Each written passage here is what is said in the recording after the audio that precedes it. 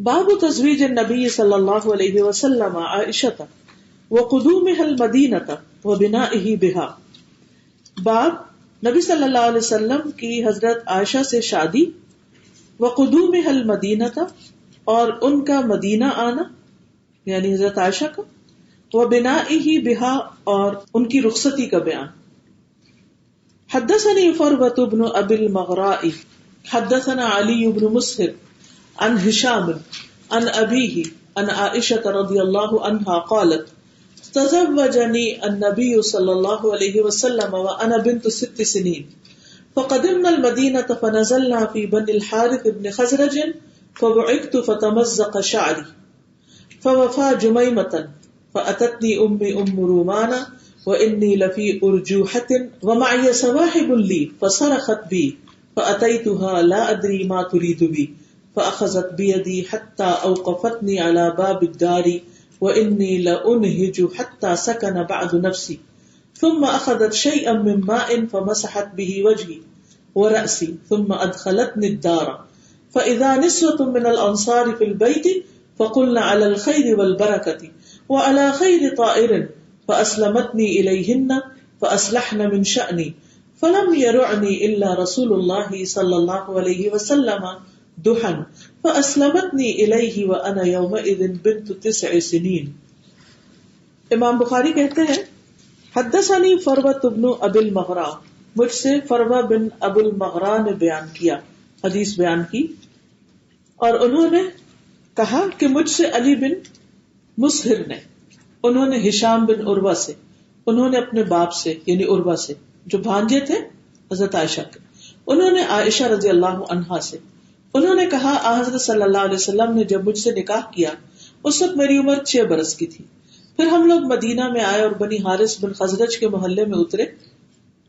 فقدمنا المدینہ فنزلنا فی بنی الحارث بن خزرج، ہم بنو حارث بن خزرج کے محلے میں آئے. فبعثت تو مجھے بخار آنے لگا، فتمزق شعری تو میرے بال جھڑ گئے، فوفا جمیمۃ پھر کچھ عرصے کے بعد کندھوں تک بال آ گئے یعنی خوب تھک بال آ گئے. فاتتنی امی تو میری امی میرے پاس آئیں جن کا نام ام رومان ہے. وانی لفی ارجوحۃ اور میں جھولے میں تھی، جھولا جھول رہی تھی. ومعی سواحب لی اور میرے ساتھ میری سہیلیاں بھی تھی.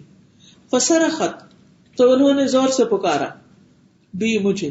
فأتیتها تو میں آپ کے پاس آئی. لا ادری ما ترید بی مجھے نہیں پتا تھا وہ مجھ سے کیا چاہتی. فأخذت بیدی تو انہوں نے میرا ہاتھ پکڑا. حتی اوقفتنی علی باب الدار یہاں تک کہ مجھے گھر کے دروازے پر روکا. وانی لأنہج اور میں ہانپ رہی تھی. حتی سکن بعد نفسی یہاں تک کہ میرا سانس سکون میں آیا یعنی سانس ٹھہر گیا. ثم اخذت شیئا من ماء پھر انہوں نے کچھ پانی لیا. فمسحت به وجهي اس سے میرے چہرے کو پوچھا، ورأسی اور میرے سر کو. ثم ادخلتنی الدار پھر مجھے گھر میں لے گئے.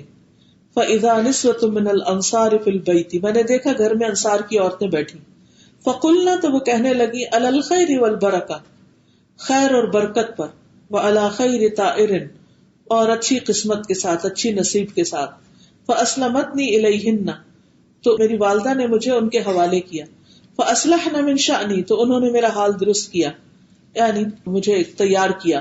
فلم یرعنی تو نہیں مجھے گھبراہٹ ہوئی الا مگر یہ کہ رسول اللہ صلی اللہ علیہ وسلم رسول اللہ صلی اللہ علیہ وسلم کو دیکھ کر دحن چاشت کے وقت. فاسلمتنی الیہ تو انہوں نے مجھے آپ کے حوالے کیا. وانا یومئذ بنت 9 سنین اور اس وقت میری عمر 9 سال تھی. اس حدیث کی مزید وضاحت ایک اور روایت میں بھی ہوتی ہے جو حضرت عائشہ سے شادی کے بارے میں ہے. اور اس سے پہلے کہ میں اس حدیث تک آؤں، یہ 2 اور حدیثیں اسی باب کی ہیں، ان کو پڑھ لیتے ہیں پھر آگے چلیں گے. حدثنا معلّى حدثنا وهيب عن هشام بن عروة عن أبيه عن عائشة رضي الله عنها أن النبي صلى الله عليه وسلم قال لها.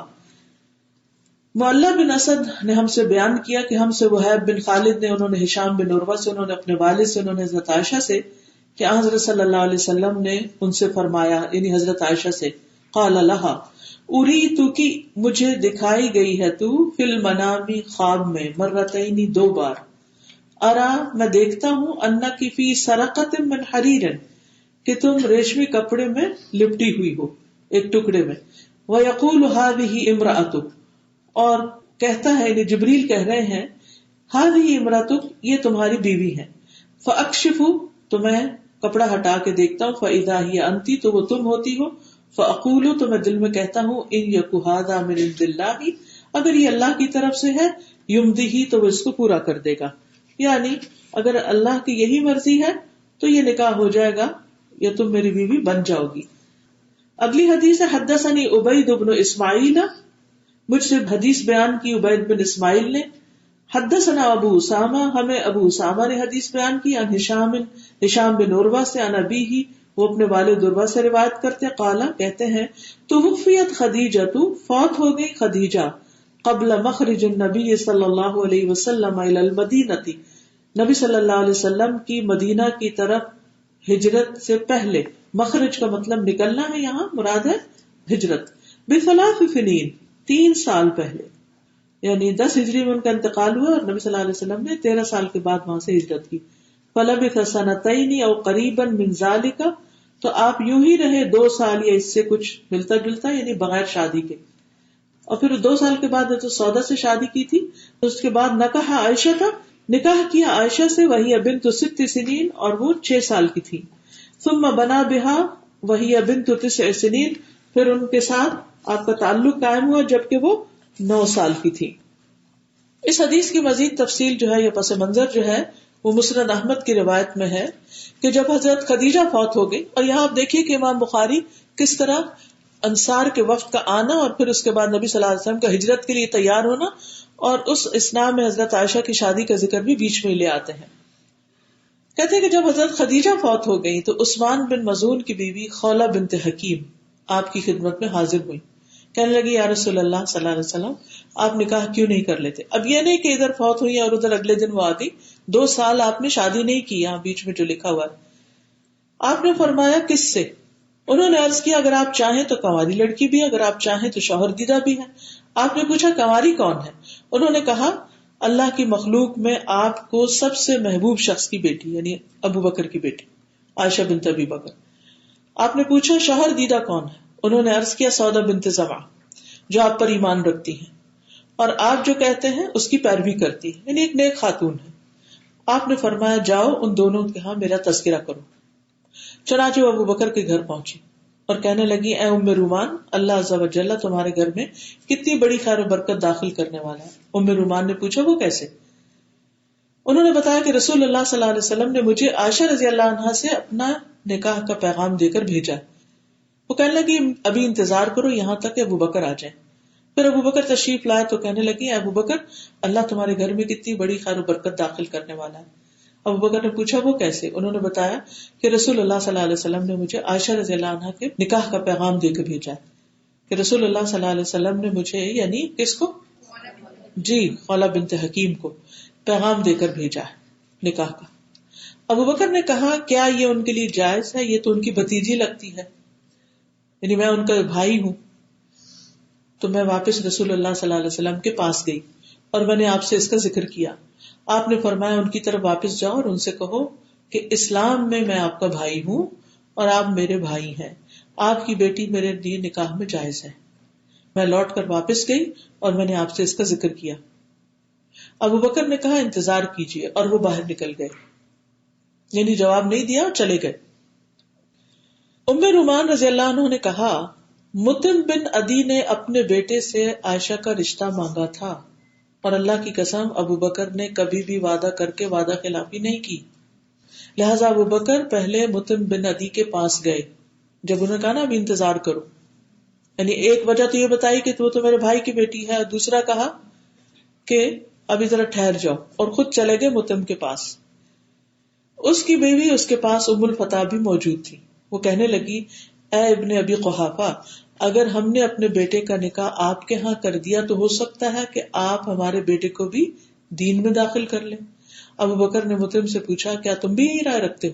اس نے کہا اس کی بات صحیح ہے، ہم یہی سوچ رہے ہیں کہ ہم اپنے بیٹے کو تمہارا داماد بنائے کہ نہیں.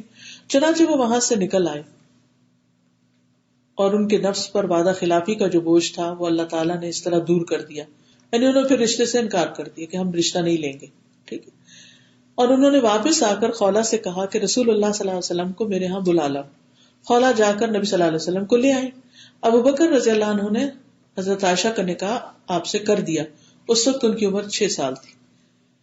عائشہ فرماتی ہے کہ جب ہم مدینہ پہنچے تو ہم نے مقام سخ میں بنو حارث کے ہاں قیام کیا. ایک دن رسول اللہ صلی اللہ علیہ وسلم ہمارے گھر میں تشریف لائے. کچھ انصاری مرد اور عورتیں بھی اکٹھے ہوئے. مجھے میری والدہ لے آئی جبکہ میں 2 درختوں کے درمیان جھولا جھول رہی تھی اور میرے سر پر کسی وجہ سے بہت تھوڑے بال تھے. انہوں نے مجھے جھولے سے نیچے اتارا. مجھے پسینہ آیا ہوا تھا. انہوں نے پسینہ پوچھا, میرا منہ دھلایا, مجھے لے کے چل پڑی. دروازے کے پاس پہنچ کے رک گئی. میری سانس پھول رہی تھی. میری سانس بحال ہوئی تو مجھے گھر میں لے کے داخل ہوئی. وہاں رسول اللہ صلی اللہ علیہ وسلم ہمارے گھر میں ایک چارپائی پہ بیٹھے ہوئے تھے اور انصار کے کچھ مرد اور عورتیں بھی موجود تھے. میری والدہ نے مجھے آپ کے قریب بٹھا دیا اور کہنے لگی, ہؤلاء اہلکی فبارک اللہ لکی فیہم وبارک لہم فیکی, یہ آپ کے گھر والے ہیں, اللہ آپ کو ان کے لیے برکت دے اور انہیں آپ کے لیے برکت دے. اس کے بعد مرد اور عورت یہ کے بعد دیگرے وہاں سے جانے لگے اور حضور صلی اللہ علیہ وسلم نے ہمارے گھر میں ہی میرے ساتھ تخلیہ فرمایا. میری اس شادی کے لیے نہ کوئی اونٹ ذبح ہوا نہ بکری, یہاں تک کہ سعد بن عبادہ نے ہمارے ہاں ایک پیالہ بھیجا جو رسول اللہ صلی اللہ علیہ وسلم کے پاس اس وقت بھیجتے تھے جب آپ اپنی ازواج کے پاس جاتے. اس وقت میری عمر 9 سال تھی. اب یہاں پر بہت سے لوگوں کو بہت شدید اعتراض ہوا ہے کہ 6 سال کی عمر میں نکاح کیسے کر دیا, تو بالکل ہی چھوٹی سی بچی تھی. اب اس میں آپ دیکھیے کہ عربوں کے ہاں ارلی میرجز کا رواج تھا. کیا حضرت عائشہ کو پہلی بار نبی صلی اللہ علیہ وسلم نے نکاح کا پیغام دیا تھا یا اس سے پہلے بھی پیغام آ چکا تھا؟ تو آج بھی آپ دیکھیں کہ بعض اوقات بچی پیدا ہوتی ہے اور وہ ایک دوسرے سے رشتہ مانگ لیتے ہیں. ان چھوٹے چھوٹے بچوں کا بھی رشتہ مانگ لیتے ہیں, پھر بڑے ہو کر نکاح ہوتا ہے جو بھی ہوتا ہے, لیکن وہ ایک طرح سے بات طے ہو جاتی ہے. تو حضرت عائشہ جو تھی وہ اگرچہ 6 سال کی تھی لیکن فزیکلی بڑی لگتی ہوں گی, تبھی مطعم بن عدی نے بیٹے کا رشتہ ڈالا ہوگا اور بات بھی پکی ہوئی بھی تھی جس کی خلاف ورزی ابوبکر نہیں کرنا چاہتے تھے. اس کے بعد حضرت عائشہ کی بات نبی صلی اللہ علیہ وسلم سے پکی ہوگی. پکی اس طرح کہ صرف بات نہیں ہوئی بلکہ نکاح ہی کر دیا انہوں نے. اور اس کے بعد یہ کہ ہجرت ہوئی اور پھر ہجرت کے بعد حضرت عائشہ کی رخصتی ہوئی. اب آپ دیکھیے کہ 9 سال چھوٹے لگتے ہیں لیکن بعض لڑکیاں جو ہیں وہ 9 سال میں بڑی بھی ہو جاتی ہیں. کیا آج بھی 9 سال کی عمر میں بچیوں کو پیریڈ شروع ہو جاتے ہیں؟ تو جب پیریڈ شروع ہو جاتے ہیں تو اس کا مطلب ہے کہ لڑکی بالغ ہو گئی. تو ہو سکتا ہے کہ حضرت عائشہ کو اس وقت پیریڈ شروع ہو چکے ہوں, اس کا ذکر تو یہاں نہیں آتا لیکن ایسے ہی معلوم ہوتا ہے. بہرحال اس کے بعد حضرت عائشہ کا نکاح ہوا اور وہ چلی گئی. کچھ لوگوں نے اس حدیث پر اعتراض کیا اور کہا کہ نہیں, یہ ان کو غلط فہمی ہوئی ہے, یہ 6 سال نہیں 16 سال کی تھی, کیونکہ اس سے پہلے حضرت عائشہ کہتی ہیں کہ یہ سورۃ النجم کی آیت نازل ہوئی اور میں اس وقت ایک لڑکی سی تھی, اور سورۃ النجم جو ہے وہ 3 نبوی میں نازل ہوئی اور اس طرح وہ عمر جو ہے 6 کی بجائے 16 سال تھی جب ان کا نکاح ہوا. بہرحال اللہ عالم. اس پر میں نے کافی پڑھا بھی ہے, کچھ چیزیں بھی سنی ہیں, دونوں طرف کی رائے میں نے دیکھی ہے. آخر میں جس نتیجے پہ پہنچتی ہوں وہ یہ ہے کہ ایسے کچھ واقعات ہمارے ایمان کا بھی ٹیسٹ ہوتے ہیں کہ ان کے بعد ہم نبی صلی اللہ علیہ وسلم کے بارے میں, اس معاشرے کے بارے میں, ابو بکر کے بارے میں ہم کیا سوچتے ہیں. اب آپ دیکھیے کہ پہلی حدیث تو یہ بتا رہی نکاح پہلے ہوا پھر رخصتی ہوئی جب بڑی ہو گئی, ٹھیک, یعنی ہجرت کے بعد ان کی رخصتی ہوئی, مکہ بھی نہیں ہوئی. اچھا, دوسری بات یہ ہے کہ نبی صلی اللہ علیہ وسلم کو خواب میں 2 بار حضرت عائشہ دکھائی گئی. تو یہ کس کا فیصلہ تھا؟ پھر وہ چھوٹی تھی یا بڑی تھی؟ وہ فیصلہ اللہ کا تھا. کیا حضرت عائشہ نے اس شادی پر انکار کیا؟ ہو سکتا ہے آپ کہیں کہ یہ وہ جو کہتی ہے کہ میرا سانس پھول رہا تھا یہ کچھ, تو وہ والدہ نے آواز دی, وہ دوڑتی ہوئی آئی. بعض اوقات آپ دیکھیں کہ بچے کھیل رہے ہوتے ہیں گھر سے باہر اور آپ زور سے بولتی ہوں کہ صرخت, مجھ پہ چیخی کہ ادھر آؤ, اور مجھے نہیں پتا کہ کیا کام ہے. تو ہو سکتا دوڑتی ہوئی اور سانس پھول گیا, دروازے پہ روک دیا ان کو. ادھر سکون میں آئی تو ان کے پسینہ آیا ہوا تھا، انہوں نے پسینہ صاف کیا اور پھر دیکھا کہ گھر میں لوگ بیٹھے ہوئے ہیں. تو اب آپ دیکھیے کہ فیصلہ تو اللہ کا تھا کہ یہ نکاح ہو، اور اس کے کچھ مقاصد بھی تھے، کیونکہ آپ کے بعد ایک لمبے عرصے تک جو بھی آپ سے علم حاصل کیا اس کو آگے سکھانے والی تھی. پھر اس کے بعد اگلی بات یہ کہ حضرت عائشہ کو خود کوئی اعتراض نہیں تھا. وقتی طور پہ گھبراہٹ کی بات یہاں آتی ہے، لیکن کسی بھی لڑکی کی جب شادی ہوتی ہے وہ کچھ نروس ہوتی ہے یا نہیں ہوتی؟ چاہے پسند کی شادی ہو، چاہے پرفیکٹ شادی ہو، کچھ بھی ہو، ایک نروسنس ہوتی ہے. یا آپ اچانک گھر میں دیکھتے ہیں بہت سے لوگ آئے ہوئے ہیں تو ایک نروسنس ہوتی ہے نا، اور آپ کو پہلے سے پتا ہی نہیں ہے، اور آپ آ رہے ہیں اور آپ کو ایک پیغام دیا جا رہا ہے کہ آج آپ کی شادی ہے. پھر یہاں سے یہ بھی پتا چلتا ہے کہ ایکسپٹنس کا لیول کتنا ہے. کاغذ سے یہ نہیں کہا کہ یہ کیا بات ہوئی، پہلے آپ نے بتایا نہیں مجھے. اور جیسے ہم ہیل و حجت بہت سے معاملات میں کرنے لگتے ہیں کہ ابھی ہم مینٹلی پریپیئرڈ نہیں ہے اس کام کے لیے، مجھے کچھ ٹائم چاہیے. ہر کام کے لیے ہم کوئی ڈیسیژن نہیں لے پاتے، ہر چیز میں ڈیلے ڈیلے ڈیلے، اور اس میں پھر بہت سی چیزیں تو ہوتی بھی نہیں ہیں. نیکی کا موقع ہی چلا جاتا ہے اور ہم سوچتے ہی بیٹھے رہ جاتے ہیں. اب دیکھیے ہم کبھی کبھی کہتے ہیں نا کہ 22 سال میں اتنا بڑا انقلاب کیسے آ گیا، کیا ہوا؟ اگر آپ ان کے کام کی رفتار اور سپیڈ کو آپ دیکھیں، اور سمعنا و اطعنا، اور سوچا اور کام کیا اور آگے بڑھے، ہیل و حجت نہیں ہے وہاں، سستی نہیں ہے وہاں، کوتاہی نہیں ہے. ہم ایک چھوٹے سے کام کے لیے بھی بہت وقت ضائع کر دیتے ہیں. ہماری زندگی کا ایک بہت بڑا وقت نان پروڈکٹیو ہوتا ہے. اچھا کچھ دن پہلے میں کسی سے بات کری تو انہوں نے کہا کہ بہت سے لوگ پروڈکٹیوٹی کے بارے میں کتابیں پڑھتے رہتے ہیں اور اتنی ویڈیوز دیکھتے رہتے ہیں اور اتنا کچھ کرتے رہتے ہیں کہ وہ نان پروڈکٹیو ہو جاتے ہیں. یعنی وہ صرف یہی سیکھتے رہتے ہیں کہ یہ کرنا کیسے، اور کر کے نہیں دیتے. اچھا کچھ لوگوں کو ہیلتھ کے بارے میں پڑھنے کا بڑا شوق ہوتا ہے، وہ کتابوں پہ کتابیں پڑھتے رہتے ہیں، لیکن عمل کا وقت ان کو کبھی نہیں ملتا. دیر از نو ایکشن ٹائم. تو جتنی میٹنگز لمبی ہوتی ہیں اور جتنی بڑی بڑی باتیں ہوتی ہیں، اس کے بعد ایکشن بہت تھوڑا ہوتا ہے. تو اس میں اعتدال کی ضرورت ہے. ٹھیک ہے آپ پلاننگ کریں، لیکن کوئی ڈیسیژن لیں، ایکشن، آگے بڑھیں، تب انسان آگے بڑھ سکتا ہے. ابھی شروع میں بھی ہم نے یہ بات کی نا کہ اجر کب بڑھ جاتا ہے؟ اپرچونٹی سامنے آئی اور آپ نے اس کو اویل کر لیا. اس وقت آپ سوچیں اچھا ابھی میرا یہ کام ہے، ابھی میری یہ مصروفیت ہے. نہیں، آپ یہ سوچیں یہ کام کیا بعد میں ہو سکتے ہیں؟ ہاں ہو سکتے ہیں. اس وقت کیا کرنے کا کام ہے، اس وقت کیا اپرچونٹی، اس وقت کیا موقع ہے، اس وقت مجھے کیا لے لینا چاہیے. اور ہم اپنی لگی بندی روٹین اور اس سے ہٹ کے ہی نہیں دیکھتے کہ نہیں میں نے ابھی یہ کرنا ہے. اور وہ ادنا درجے کا کام ہوتا ہے اور اس کے مقابلے میں ایک اعلیٰ درجے کا، اور یہ ہر 5 نمازوں میں کر رہے ہوتے ہیں. اچھا یہ کر لو یہ کر لو یہ کر لو، نماز تاخیر سے پڑھنی تو ہے. ہم میں سے کتنے ابھی تک اپنی اس عادت پہ کنٹرول کر پائیں؟ بہرحال کہنے کا مطلب یہ ہے کہ ان کی عمر 16 سال ہو یا 6 سال ہو، یا رخصتی جلدی ہوئی ہو یا دیر میں ہوئی ہو، نبی صلی اللہ علیہ وسلم پر اس معاملے میں ان کے دور کے کسی نے کوئی اعتراض نہیں کیا. نہ باپ نے کیا، نہ آپ کے مخالفین نے کیا. مکہ میں ہی نکاح ہو گیا تھا نا، وہ لوگ آپ کو مجنون کہتے، جادوگر کہتے، پتہ نہیں کیا کیا کہتے. کوئی لفظ انہوں نے چھوڑا نہیں تھا اس وقت کی لغت میں جو کسی کی مخالفت کے لیے استعمال ہو سکتا اور وہ آپ کے لیے نہ کیا گیا ہو. لیکن کوئی کیا ایک روایت بھی ملتی کہ کسی نے آپ کی شادی پر اعتراض کیا ہو؟ ہاں جب 14 سال بعد بیٹھ کے تو یہ باتیں ہاتھ لگ گئی ہیں اور اب طوفان اٹھائے ہوئے ہیں لوگ اس بات پہ.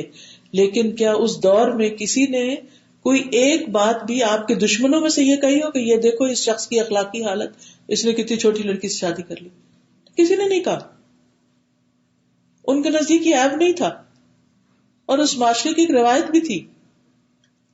اور صرف حضور صلی اللہ علیہ وسلم نے نہیں، اگر آپ تاریخی روایات پڑھیں تو بہت سے لوگوں کے بارے میں ملتا ہے کہ انہوں نے ینگ لڑکیوں سے شادیاں کی. تو اس میں ہمارا اگر کلچر فرق ہے، ہماری سوچ فرق ہے، ہمارے حالات فرق ہیں، ہمارا طریقہ زندگی فرق ہے، تو ہمیں اس بات کا حق نہیں کہ ہم نعوذ باللہ نبی صلی اللہ علیہ وسلم کے بارے میں کوئی بری بات سوچے.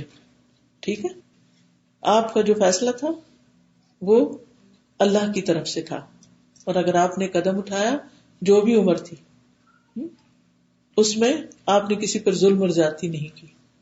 جب وہ لڑکی راضی ہے اور وہ آپ سے شدید محبت کرتی ہے اور آخر تک آپ کے ساتھ، یعنی آپ ہی کے گھر میں نبی صلی اللہ علیہ وسلم کو وفات ہوئی، آپ ہی کے حجرے میں آپ دفن کیے گئے، اور سب سے زیادہ آپ ہی خواتین میں سے نبی صلی اللہ علیہ وسلم کی تعلیمات کو آگے لے کے بڑھی، کسی کو کیا مشکل ہے؟ اس کا آؤٹ کم دیکھیے، صرف آپ ایک چیز کو پکڑ کے بیٹھ جاتے.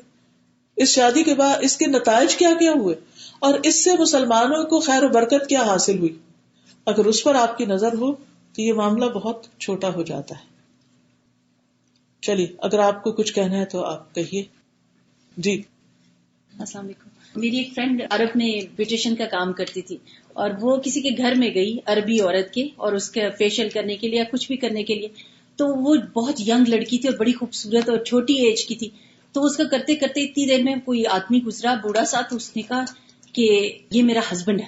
تو یہ کہتی میں نے دل پہ ہاتھ رکھا، بھائی اتنا بوڑھا تمہارا ہسبینڈ؟ تو اس نے کہا تمہیں اس سے کیا، میرا کزن ہے، میرے چچا کا بیٹا ہے، تمہیں اس سے کیا، مجھے عیش کراتا ہے، میرا خیال کرتا ہے، مجھ سے محبت کرتا ہے. That is not an issue in their society.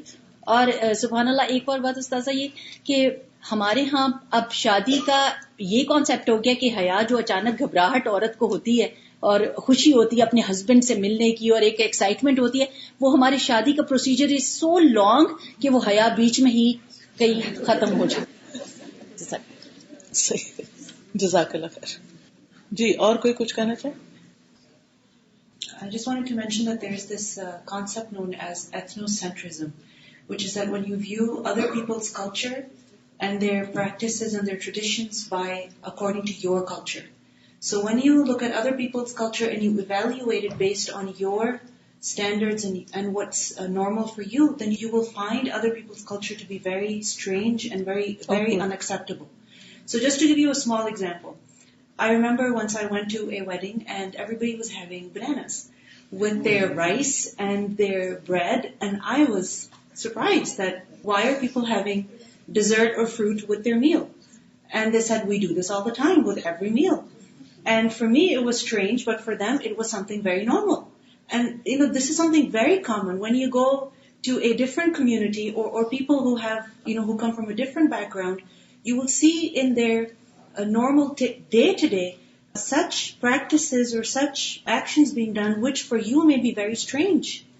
And like it was mentioned that none of the enemies of the Prophet ﷺ criticized him for this. In fact, it is said that up until just 200 years ago, no one criticized the Prophet ﷺ for this. So this is a modern day phenomenon, because even in Western cultures, if you look at their history, up until just 200 years ago even, this was something very common. Young marriages or huge age differences between man and wife, this was something very, very common. So this is a modern day phenomenon where people get married later or the age difference is very, very little. So when you look at the whole picture, then it seems very acceptable. اب آپ دیکھیے کہ حضرت خدیجہ جو تھی وہ 40 سال کی تھی اور نبی صلی اللہ علیہ وسلم only 25 years old. اور پھر جب حضرت خدیجہ کی وفات ہو گئی 2 سال تک شادی نہیں کی، اس کو کوئی نہیں دیکھتا. لیکن جب حضرت عائشہ سے شادی ہوتی ہے، وہ بھی اللہ کے حکم سے ہوتی ہے اور اس کے کچھ مقاصد ہیں، تو پھر وہاں آ کے سب کو مشکل ہو جاتی. تو اس لیے کبھی اس بات پر اپنے ایمان کو متزلزل نہ ہونے دیں، کیونکہ اس وجہ سے بہت سے لوگ پھر شک کرنے لگتے ہیں اور ایسے پروپیگنڈے سے متاثر ہو جاتے ہیں اور دین کو ہی چھوڑ دیتے ہیں کہ اچھا ہم ایسے پروفٹ کی بات مانیں.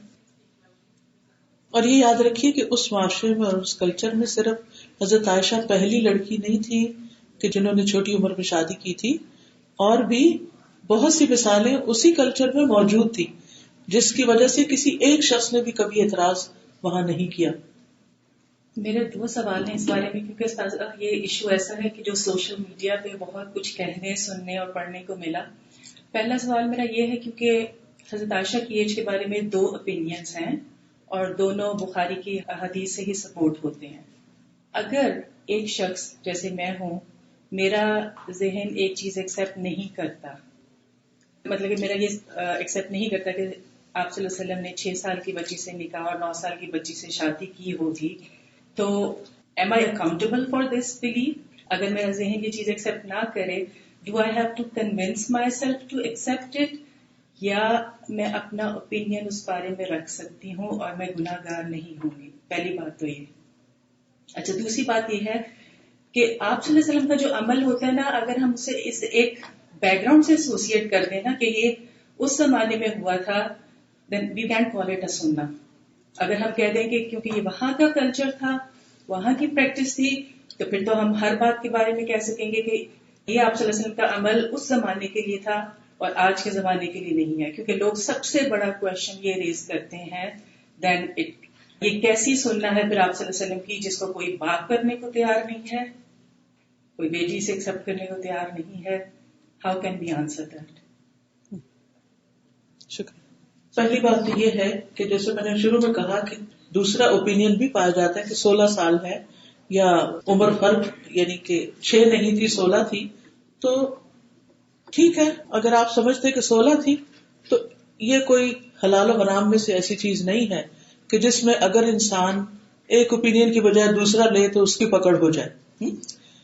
لیکن جو بھی اوپینین ہو اس میں اطمینان اس بات پہ ہونا چاہیے کہ ہمارے نبی صلی اللہ علیہ وسلم نے، یعنی اگر آپ نے ایک اوپینین کو اختیار کیا بھی ہے تو دوسرے اوپینین کو آپ یہ نہیں کہہ سکتے کہ یہ غلط ہے یا یہ کہ یہ بات ہو ہی نہیں سکتی، کیونکہ اٹ از پاسبل، یعنی پاسبلٹی اس کی ضرور ہے.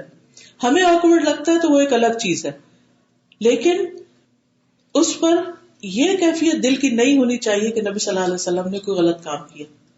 دوسری بات یہ کہ اگر ہم یہ کہیں کہ اس کلچر یا اس علاقے کی بات تھی تو اس میں صرف ایک یہی بات نہیں ہے، بہت سی چیزیں ایسی ہیں کہ جو اس خاص کلچر کی پیداوار ہے. جیسے غذا ہے ہماری، جیسے کھانا پینا ہے. تو اب آپ دیکھیے کہ مکہ والوں کی غذا کیا تھی. مکہ والے ہنٹرز تھے، یعنی وہ گوشت وغیرہ کے عادی تھے. مدینہ والوں کی غذا کیا تھی؟ کھجور. اب اگر ایک غذا ایک خاص کلچر کی یا ایک خاص ٹریڈیشن ایک خاص کلچر کی، تو اس کا یہ مطلب نہیں ہے کہ ہم گوشت کھائیں تو سنت سمجھ کے کھائیں یا ہم کھجور کھائیں تو سنت سمجھ کے کھائیں. یہ عام روزمرہ زندگی کی پریکٹسز ہیں اور اس میں بڑی وسعت ہے اور اس میں چوائس ہے اور اس میں اللہ نے خود زمین میں مختلف حصے بنائے ہیں اور اس میں مختلف حصوں میں لوگوں کی اٹھان، ان کے کھانے پینے کے انداز، عادات اور ان کے رسم و رواج جو ہیں وہ فرق ہوتے ہیں. ایز لانگ ایز وہ اس سے ٹکرائے نہ، یعنی دین کے کسی اصل حکم سے ٹکرائے نہ، تو وہ ایکسیپٹیبل ہوتے ہیں. ان کو اختیار کیا جائے یا نہ کیا جائے اس میں کوئی حرج نہیں ہوتا، یعنی اس میں وسعت ہے. تو اس سے یہ بات نہیں ثابت ہوتی کہ چونکہ یہ ٹریڈیشنل چیز تھی یا اس علاقے کی تھی اس لیے باقی ساری چیزیں بھی اسی کلچر کا حصہ نہیں. کچھ چیزیں ایسی ہیں کہ جو عادات سے متعلق ہیں، یعنی ہمارے لباس یا کھانے پینے یا سواری یا اور چیزیں. مثلا اس زمانے میں اونٹ پر سواری کرتے تھے یا گدھے پر کرتے تھے، ان چیزوں پر تو ہم اس کو سنت نہیں بنائیں گے. یہ کیا ہے، اس دور کی ایک ضرورت تھی اور اس وجہ سے ہم یہاں رہ کے کہیں نہیں میں تو اپنے دروازے پہ اونٹی باندھنا ہے، گاڑی پہ نہیں سفر کرنا، تو یہ تو انتہائی ناسمجھی کی بات ہوگی. ٹھیک ہے نا جی. ایک آپ نے یہ بھی بات بتائی تھی کہ ایون مکہ اور مدینہ کی عورتوں کے مزاج میں فرق تھا. جی، مکہ اور مدینہ کی عورتوں کے مزاج میں بھی فرق تھا. نہیں کرتی تھی کہ ان کی جی، انصاری عورتوں کے ہاں یعنی کہ بہت مشکل تھی یہ چیز. نبی صلی اللہ علیہ وسلم نے اسی لیے کسی انصاری عورت سے شادی نہیں کی. ٹھیک ہے نا. تو کلچر سے کلچر فرق ہو جاتا ہے اور اس کی ہمارے دین میں گنجائش ہے، وسعت ہے. اب آپ دیکھیے انڈین کلچر میں یہ چیز بہت معیوب اور بہت ایک عیب کی بات ہے، دوسری شادی ہے کچھ. لیکن آپ دیکھیے کہ صومالی کلچر میں یا کسی اور افریقن کلچر میں ٹھیک ہے، وہاں بھی ایک وہ چیز تو پائی جاتی ہے کہ عورت کے اندر ایک ہے غیرت چیز، لیکن اس طرح اس کو معیوب نہیں سمجھا جاتا، یعنی کہ تانا نہیں بنا لیا جاتا جس طرح انڈین کلچر میں. ٹھیک ہے جی. آپ میری اپنے خاندان میں میرے 2 بھائیوں کی شادیاں ہوئی ہیں اور ان کی بیویاں 15 سال ان سے چھوٹی ہیں. اور ابھی ریسنٹلی ایک آدمی نے شادی کی ہے پاکستان میں، دوسری شادی کی ہے، اس کی بیوی 22 سال ہے اور 50 سال کا ہے. اور میں سمجھتی ہوں کہ کوئی بھی چیز ذہن میں آئے نا اگر ایسی بات، تو میں قرآن کی آیت کو کوٹ کرتی ہوں کہ اللہ نے کہہ دیا ہے کہ میں نے ایک رول ماڈل بنا کر بھیجا ہے تمہارے لیے، تو ایسا ہو ہی نہیں سکتا کہ ان کی سارے پروس اینڈ کونس اور ان کی میرٹ لائف وغیرہ اللہ نے پرزرو نہ کی ہو اور غلط ہو اور ہمیں شک و شبہ کی گنجائش ہو. اور اس میں بھی آپ دیکھیے کہ کچھ چیزیں روٹین کی ہوتی ہیں، کچھ ایکسیپشنل ہوتی ہیں. ہمارے بھی ایک روٹین کی میرجز ہیں. عام طور پر شادیاں کیا ہوتی ہیں، یعنی ان چیزوں کو مد نظر رکھا جاتا ہے. کہیں کہیں ایکسیپشنل کیسز بھی ملتے ہیں. ٹھیک، تو دین میں وسعت ہے اور مختلف چیزوں میں مختلف حالات میں مختلف چیزوں کو اکوموڈیٹ کیا جا سکتا ہے. سبحانک اللہم و بحمدک اشہد ان لا الہ الا انت استغفرک و اتوب الیک. السلام علیکم و رحمۃ اللہ وبرکاتہ.